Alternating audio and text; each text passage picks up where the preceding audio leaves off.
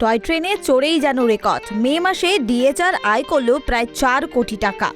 ডিএচআর সদর দফতর সূত্রে জানা গিয়েছে, চলতি বছরের মে মাসে মোট 395.60 লক্ষ টাকা রাজস্ব আয় করেছে। এর আগে সর্বোচ্চ আয়ের রেকর্ড ছিল 2025 সালে মে মাসে, যখন আয় হয়েছিল 358.60 লক্ষ টাকা। অর্থাৎ এক বছরের ব্যবধানে প্রায় 37 লক্ষ টাকা অতিরিক্ত আয় করেছে। শুধু মে মাসে নয়, জুন মাসেও এই সাফল্যের ধারা বজায় থাকবে বলে আশাবাদী ডিএচআর কর্তৃপক্ষ। বর্তমান যাত্রীর প্রবণতা অব্যাহত থাকলে 2026 সালে জুন মাসে প্রায় 370 লক্ষ টাকা আয় হতে পারে বলেই অনুমান করছে ডিএচআর, যা বাস্তবায়িত হলে ডিএচআরের ইতিহাসে অন্যতম সেরা জুন মাস হিসেবে বিবেচিত হবে।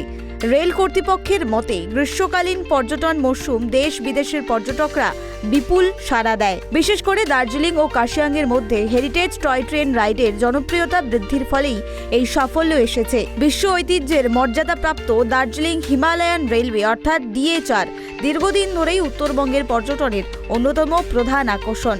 সাম্প্রতিক বছরগুলিতে পরিষেবা উন্নয়ন, বিশেষ পর্যটন প্যাকেজ এবং প্রচারমূলক উদ্যোগের ফলে যাত্রী সংখ্যা উল্লেখযোগ্য হারে বেড়েছে বলেই মনে করছে রেল কর্তৃপক্ষ।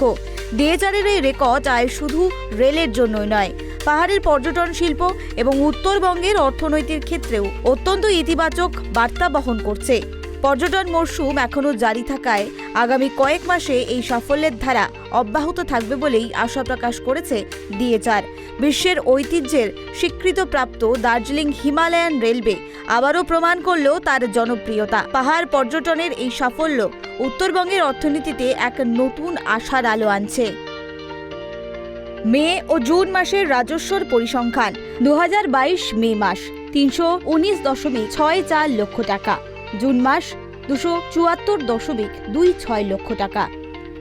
2023 মে মাসে 358.18 লক্ষ টাকা, জুন মাসে 327.61 লক্ষ টাকা। 2024 সালে মে মাসে 288.58 লক্ষ টাকা, জুন মাসে 300.84 লক্ষ টাকা।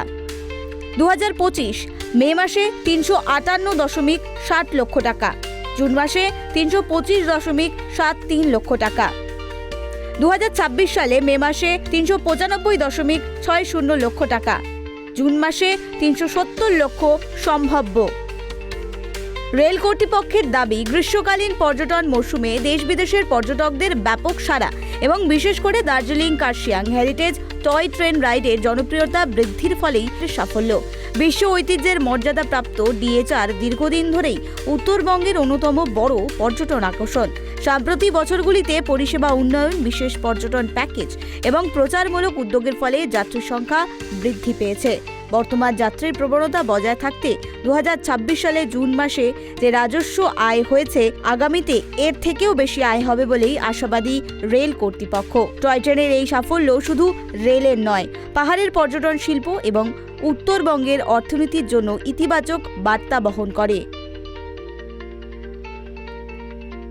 দার্জিলিং এবং শিলিগুড়ি থেকে অংশুমান চক্রবর্তীর রিপোর্ট, কেটিভি বাংলা।